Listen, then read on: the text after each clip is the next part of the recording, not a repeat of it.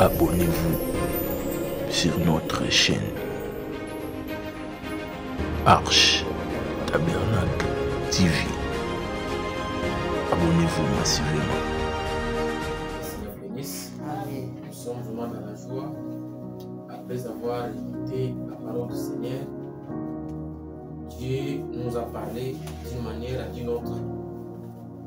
Nous venons de voir dans le livre du psaume 26. Là, les prophètes, la parole nous dit, c'est David qui dit, sonde-moi éternel. David, pourquoi il a demandé au Seigneur de descendre? David voulait faire l'inventaire de sa vie. David voulait être sûr que la vie qu'il est en train de mener, après cette vie, qu'il ne puisse pas regretter. Nous avons encore vu qu'il y avait un homme. Cet homme-là, il était un homme riche. La Bible dit qu'il était un homme riche. La richesse de cet homme-là l'a empêché d'accepter la doctrine du Seigneur Jésus-Christ. Cet homme-là s'appelait le jeune homme riche. Et cet homme, devant même sa maison, il y avait un homme aussi qui était un mendiant, on peut dire comme ça. Un homme qui manquait même à manger. Cet homme s'appelait le pauvre Lazare. Lazare mangeait les miettes qui tombaient sur la table du jeune homme riche. Mon frère, peut-être que toi tu es aujourd'hui même dans cette même ère que nous parlons, c'est toi le jeune homme riche. Dieu t'a donné de l'argent. À cause de cet argent que Dieu t'a donné, tu te permets d'abuser toutes les confiances que les enfants de Dieu t'ont fait. Tu me touchais. Tu veux que je sois aussi sale que toi? Je ne devrais même pas te permettre de mendier à ma porte. Pardonne-moi, Seigneur. Pardonne-moi, je n'ai pas mangé depuis des jours. Je me demandais si je pourrais avoir un peu des miettes qui tombent de ta table. Les miettes qui tombent de ma table. Mais alors, que mangeront les chiens? Mes affaires m'attendent. Brûlez-moi ça, c'est infecté. Tu permets à faire souffrir tout le monde qui travaille avec toi. À cause de l'argent, tu es prêt à tuer, à sacrifier, à mentir, monter même des histoires, juste pour détruire la réputation d'un homme.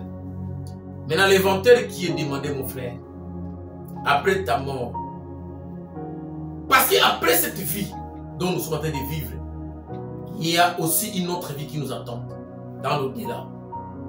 Maintenant, la vie qui nous attend après la mort, c'est le fruit de ce que nous sommes en train de vivre ici.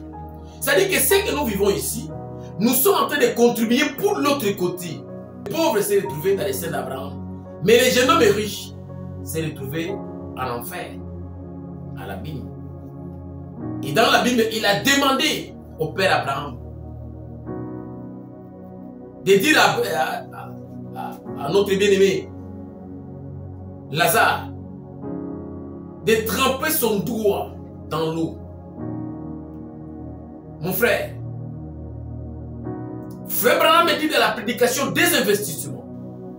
Le saint prophète dit il n'y a aucune écriture qui parle de la repentance après la mort, dans l'au-delà. Branham dit il n'y a aucune écriture. La repentance se fait devant la personne que toi, tu te sens condamné. Ma soeur, tu as eu des enfants avec un autre monsieur. Ton mari ne sait pas, il n'est pas au courant. N'attends pas que ton mari puisse mourir.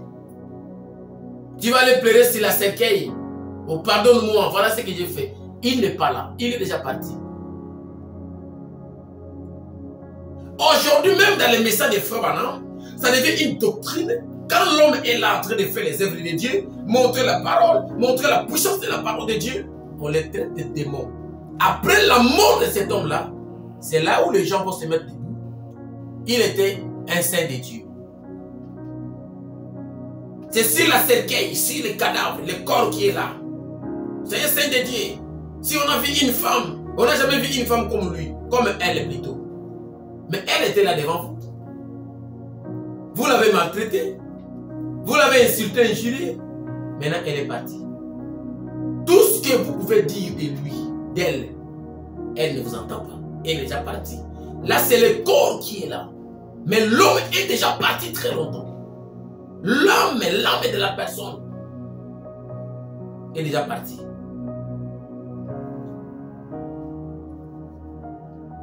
Nous devons faire l'inventaire de nos vies étant que des chrétiens. Parce que, mon frère, la mort est devant nous. L'ennemi de ta vie, c'est toi-même. Ne dis pas à ta sœur, à ton frère, à ton mari, à ta femme, à ton pasteur, à ton brebis. Voilà l'ennemi juré de ma vie. Non, c'est toi l'ennemi de ta propre vie. Tu es l'ennemi numéro 1 de ta vie. Si tu veux mettre la parole de Dieu en pratique, si tu veux obéir à ce que la parole nous demande, tu ne vas pas avoir de problème. La Bible dit ici dans le livre de 1 Corinthiens. 1 Corinthiens chapitre 6 verset 12. Écoute ce que la Bible dit. Tout m'est permis, mais tout n'est pas utile. Tout m'est permis, mais je ne laisserai à servir par quoi que ce soit. Nous sommes ici en Europe, tout est permis. Tout est permis. Mais la Bible dit, tout n'est pas utile. Je ne peux pas me laisser faire n'importe quoi parce que je suis en Europe, je suis en Amérique. Il était chrétien en Afrique, il arrive aux Amériques. Là-bas, oh, mais de toute façon, c'est l'Amérique, frère. Et c'est l'Amérique, c'est l'Europe. Non, ça prouve réellement que tu n'as jamais été chrétien. Parce que Daniel, Shadrach, Meshach, Abednego ont été emmenés en Babylone. Là-bas, il n'y avait pas d'église. Frère Branham dit là-bas, il n'y avait pas une église. Mais les enseignements qu'ils avaient reçus dans leur pays, ces gens-là étaient restés fidèles. Comment tu étais chrétien avant le mariage? Après le mariage, tu n'es plus chrétien. Tu étais chrétien parce que Baruch était là. Baruch a fait son travail. Il est parti au ciel. Son âme est au ciel. Dans la présence du Seigneur. Mais pour toi, comme le pasteur Baruch est parti, c'est moi aussi je vais rentrer au monde. Ça prouve que Dieu nous aime pas. Pourquoi il a pris le pasteur Baruch? Non. L'homme de Dieu a fait son travail. Avant de partir, il a dit, le visage que vous voyez, vous ne le verrez plus jamais. Il savait là où il partait. C'est ce que le pasteur Carlos a parlé. Il a dit, maman avant m'a dit, le pasteur, même dans les dernières secondes de sa vie, il était souriant. Je me posais la question, mais qu'est-ce qu'il voit? Pourquoi il est comme ça? Il est toujours joyeux. L'homme voyait là où il partait. Nous qui croyons les messages, Branham nous raconte l'histoire de cette femme qui priait et Branham, la prière de cette femme a arrêté l'avion. L'enfant de cette femme disait à sa maman que là où je vais, ça fait noir. Amen. Quand Branham a prié, l'enfant dit, maintenant je commence à voir la lumière. Donc le pasteur Baruch a vu la lumière, il voyait le beau pays là où il partait. Les démons, les sorciers, quand ils meurent, avant de mourir, Dieu lui montre là où il part. Tout m'est permis, mais tout n'est pas utile. Nous sommes obligés de faire l'inventaire de notre vie. Tu es prédicateur, c'est toi qui nous prêches. Toutes les sœurs des églises, ce sont des femmes. Comme c'est toi qui prêches, c'est toi le roi, tu es pharaon. Tu peux abuser de tous les sœurs, toutes les sœurs, même les femmes mariées. Tu es un homme marié, mais tu cours avec d'autres femmes. Une femme mariée qui cherche d'autres hommes. Tu es encore jeune fille dans la maison de ton père, mais tu es déjà une femme mariée. Faisons l'inventaire, mon frère, ma soeur. Parce qu'après cette vie que nous menons, il y a encore une autre vie qui nous attend. Après la mort. Mais là, ce sont les résultats de ce que nous avons vécu ici.